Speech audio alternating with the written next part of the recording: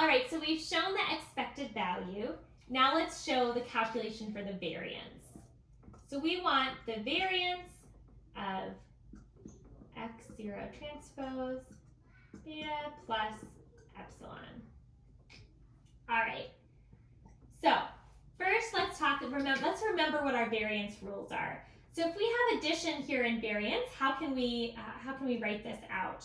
So we know that this is equal to the variance of x0 transpose beta hat plus the variance of epsilon plus the covariance of x0 transpose beta hat and epsilon. And so this here, well, first of all, x0, these x0s are constants, and so those are going to end up getting pulled out eventually. And the covariance between beta hat and epsilon is actually 0. We know this is true.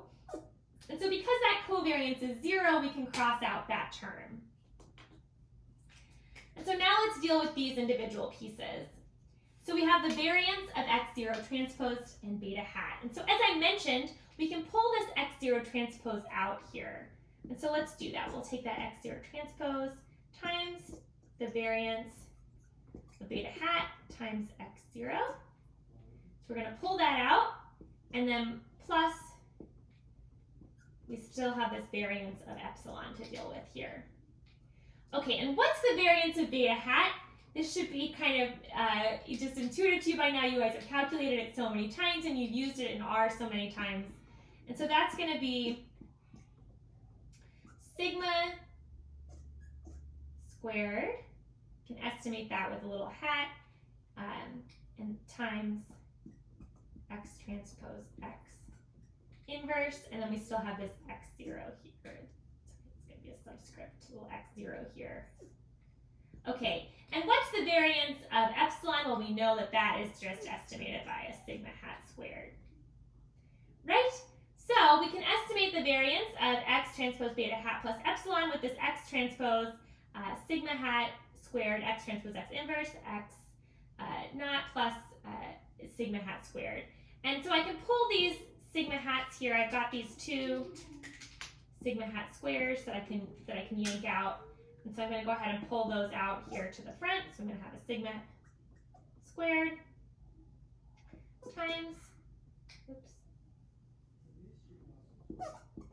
x0 transpose times x transpose x inverse x0. Gosh, I always want that to be a superscript. This is a subscript. Plus, we need the 1 for this guy. So sigma squared times x transpose x0 transpose times x transpose x inverse times x0 plus 1. So there you have it.